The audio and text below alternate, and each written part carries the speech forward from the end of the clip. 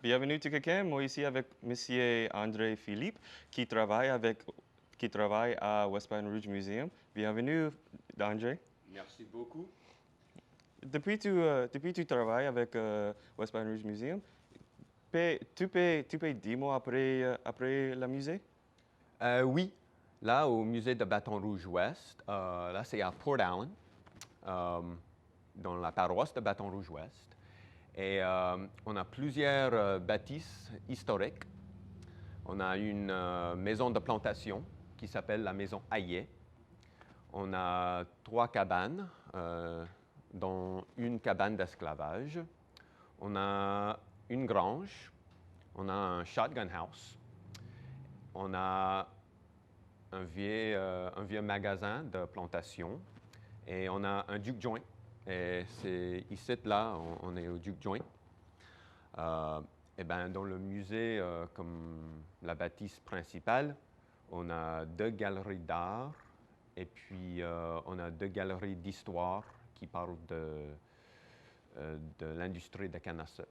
C'est cool, c'est cool. Et avec la maison Aé, quoi c'est l'histoire? Ah ben, la maison Hayet était construite en 1830 par la famille Landry. Et là, la famille Landry, c'est une famille acadienne, c'est-à-dire qu'ils sont les descendants des Acadiens qui étaient expulsés d'Acadie au Canada. Mais ça s'appelle la maison Hayet parce que la maison était achetée par la famille Hayet en 1880. Et ils ont vécu là-dedans, eux et leurs descendants, pendant proche 100 ans. C'est pour ça que ça s'appelle la maison Hayet. Et c'est ce qu'on appelle un Raised Creole Cottage, une maison créole surélevée. La maison était déplacée. Alors là, à cette heure, c'est sur le campus du musée, mais avant, la maison était plus au sud, vers le village de Bruley. Ça fait que c'était déplacé en 1990. C'était un don de la compagnie Dow Chemical. Alors là, ils ont fait des rénovations et à cette heure, le musée est sur le campus. La maison est sur le campus du musée. Mais la maison est intéressante parce que c'est construit avec le bois de cèpe, le bois de cyprès chauve seulement. Et c'est une maison en bousillage. Bousillage, c'est une façon de construire des maisons. Voilà. Et comment t'apprends créole et français? Ben, mon grand-père, lui, il était créolophone. Ça fait que j'ai appris un petit peu de créole avec lui. Après ça, j'ai appris le français un peu partout. J'ai suivi quelques cours à l'université. Je suis allé aussi en Nouvelle-Écosse, à l'Université Sainte-Anne, pour des programmes d'immersion en français. J'y étais en 2010 et puis 2016 pendant les programmes d'immersion d'été. Puis aussi, ben, j'ai appris pas mal de français en parlant avec des gens ici en Louisiane. Puis en 2017, je suis allé au Québec et j'ai passé une année entière au Québec.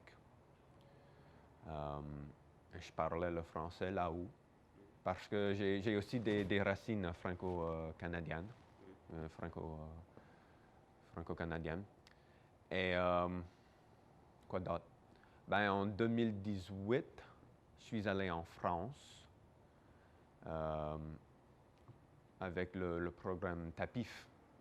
Et là, j'ai pu étudier le français standard. Tu penses après des différences entre la France et la Louisiane? Comme linguistique. Culturel et... Oh, ben, il y a des similarités et des grandes différences aussi. Ben, la langue, c'est le français. Hein. Ben, le français louisianais, c'est quand même le français. Et il y a des différences, mais ça se comprend quand même. Euh,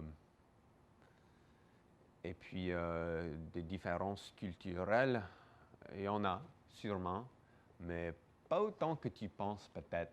Là, il y a pas mal de cuisine qui est à peu près pareille. Il y a des choses qu'on fait pareilles. Ça c'est pas si différent que des gens pensent, franchement. Et tu sors la paroisse Pointe-Coupée. C'est ça. Ça fait, tu t'es grandi autour de créole et français, Oui. mais créole plus. Oui, plus le créole. Comme j'ai dit, mon grand-père, il était créolophone. Ça fait qu'il m'a appris un peu. Mais pour moi, quand j'étais jeune, c'était jamais clair si c'était du français ou du kurivini. Euh, pour mon grand-père, il n'y avait pas cette distinction, tu vois. Lui, il appelait ça le français, même si c'était techniquement le kurivini. Pour lui, c'était juste le français. C'était beaucoup après que je me suis rendu compte que lui, il était spécifiquement créolophone et que ce n'était pas le français classique qu'il parlait, tu vois. Mais oui, j'ai grandi dans le contexte créole, plutôt, parce que lui, il parlait plus l'anglais avec moi, avec mes parents. Mes parents ne parlent pas du tout le créole, pas du tout le français. Ça fait que j'ai grandi plutôt dans le contexte de la culture créole, tu vois. Et tu parles toi-même un créole ou un cajun? Tu parles toi-même un créole et un cajun? Ben, techniquement, je suis créole, ouais. Ben, je suis cajun dans un sens général. J'ai quelques ancêtres acadiens qui sont venus d'Acadie, mais la plupart de mes ancêtres sont venus soit de France ou soit du Canada, mais le Québec, tu vois. Ça fait que je ne suis pas tout à fait acadien dans le sens pur du mot. Ouais. Et beaucoup de monde, il pas connaît la paroisse Baton Rouge-L'Ouest. C'est une paroisse d'Acadiens. Oui. Oui, comme moi, je jamais connu ça. À cause, moi reste à la paroisse d'Ascension. Et je pense, ça c'est un paroisse des rivières.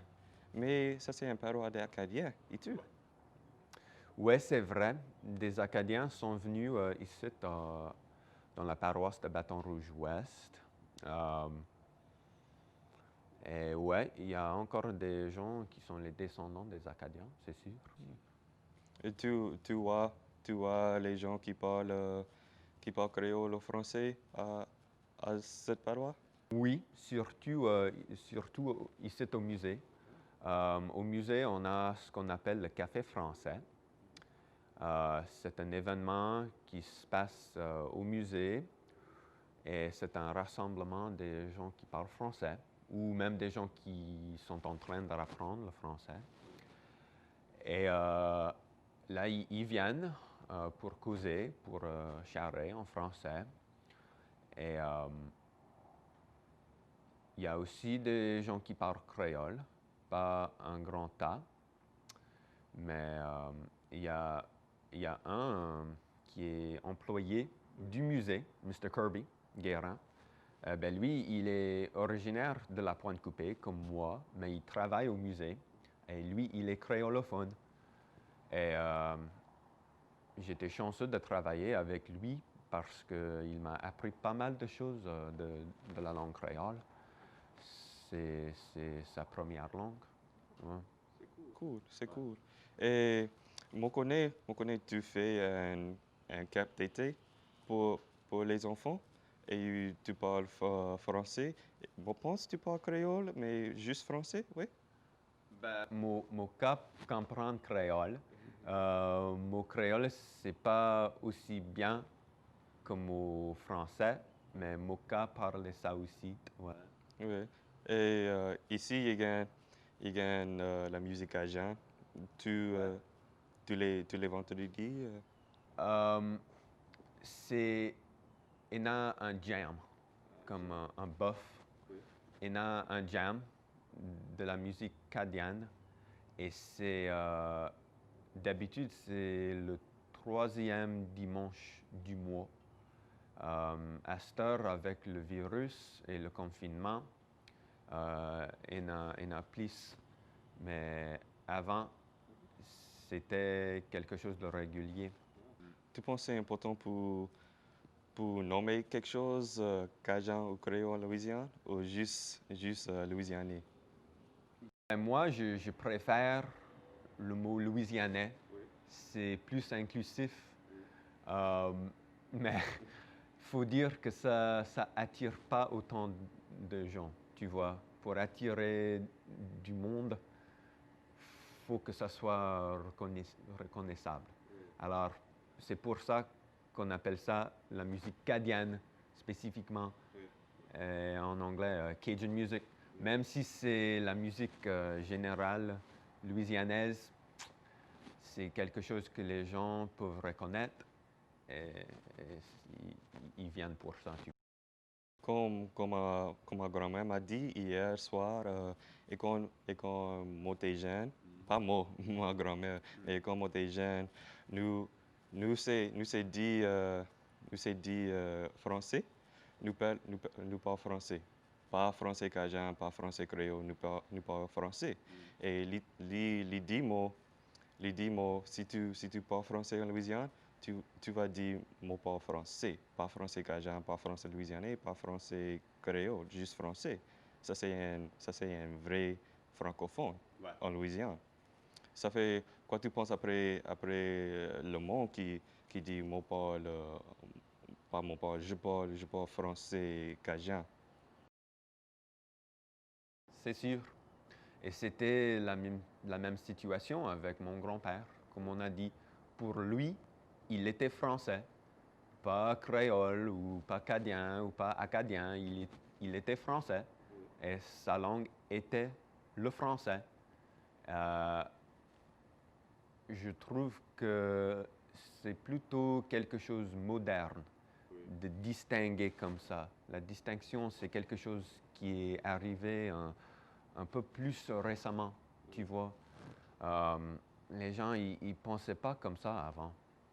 Et avant le corps, quoi tu parles après la musée? Ce que je vais faire? Euh, Quelque chose comme la musée c'est bon, la musée sont vivants. Oui, oui, c'est bien vivant. Là, on a tellement de choses qui se passent ici, des choses culturelles. Le musée est vraiment devenu un centre de la culture dans cette paroisse et même dans la région, parce qu'il y a des gens de Bâton Rouge et comme la ville propre qui viennent pour partager ce qu'on a ici. Et, euh, et oui, le musée vraiment s'occupe beaucoup de la langue et de la culture louisianaise. Merci, oui, merci pour joindre moi et merci pour charler avec moi aujourd'hui. Euh, Merci tout quelqu'un pour guetter nous autres et moi va charler avec vous autres demain. Au revoir.